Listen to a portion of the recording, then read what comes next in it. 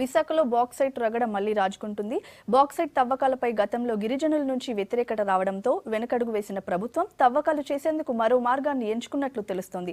Private సంస్థల నుంచి ఒత్తిడి పెరగడంతో బాక్సైట్ తవ్వేందుకు నిర్ణయించుకున్నట్లు తెలుస్తోంది.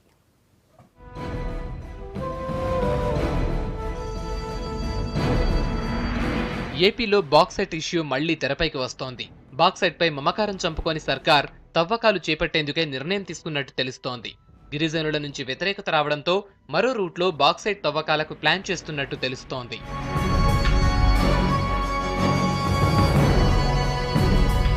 విశాఖ ఏజెన్సీలోని జెర్రిల, వంతాడ, సప్పర్ల, గాలికొండ ఏరియాల్లో బాక్సైట్ నిల్వలున్నాయి.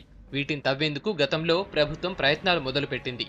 సీఎం చంద్రబాబు తవ్వకాల కోసం జీవో కూడా రిలీజ్ చేశారు. అయితే ఈ తవ్వకాలతో నీరు, గాలి, పర్యావరణం దెబ్బతింటుందని గిరిజనులు పోరాటం చేయడంతో ప్రభుత్వం వెనక్కు తగ్గింది.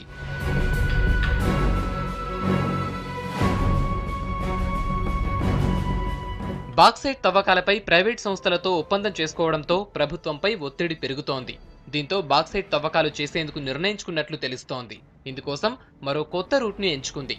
బాక్సైట్ నిల్వ ఉన్న ఏరియాల్లో పోలీసుల్ని మోహరించాలని ఆలోచిస్తోంది. అందులో భాగంగా అమాయకులైన గిరిజనుల్ని మావోల పేరుతో అరెస్ట్ చేస్తున్నట్లు స్థానికులు ఆవేదన వ్యక్తం చేస్తున్నారు. మీ వాళ్ళకి ఏం చేయం, ఏ తప్పు లేదు అనేసి అన్నారు. సార్ మీరు తీసుకెళ్తున్నారంటే మాకు నమ్మకం లేదు సార్, మీరు పంపిస్తారన్న నమ్మకంతో మేము రావటం లేదు. మీరు పంపారండి, మీరు ఏదో చేయడానికి అని మేము గట్టిగా అడిగాము సార్. అడిగితే మా వాళ్ళకి మమ్మల్ని వెంక గెంతేసి మా వాళ్ళకి మొత్తం తీసుకెళ్లారండి మగవాళ్ళు. అయినా గత 8వ తారీఖున తీసుకెళ్ళి ఇప్పుడు దాకా కూడా మా వాళ్ళకి ఏమీ తెలీదు, ఏం చేశారో కూడా తెలియదు సార్, ఉన్నారని కూడా చెప్పలేదు. గిరిజనుల అరెస్టులపై వామపక్షాలు మండిపడుతున్నాయి. బాక్సైట్ తవ్వకాలపై ప్రేమ తగ్గని ప్రభుత్వం కావాలని గిరిజనుల్ని భయపెడుతోందని ఆరోపిస్తున్నారు. బాక్సైట్ తవ్వకాలను ఎట్టి పరిస్థితుల్లోనూ జరగనివ్వమని గిరిజనులకు అండగా ఉంటామంటున్నారు నేతలు. ఎమర్జెన్సీ వాతావరణం, భయభ్రాంతులు చేసేటువంటి వాతావరణం తెలుగుదేశం ప్రభుత్వం నుంచి ప్రారంభమైంది. బాక్సైట్ అనేటువంటి తవ్వకానికి కేంద్రం అవడం వల్ల ఆ జర్యాల పంచాయతీ చుట్టుప్రక్కల ఉన్నటువంటి ప్రజల యొక్క భయానకమైనటువంటి వాతావరణంలో బతుకుతున్నారు.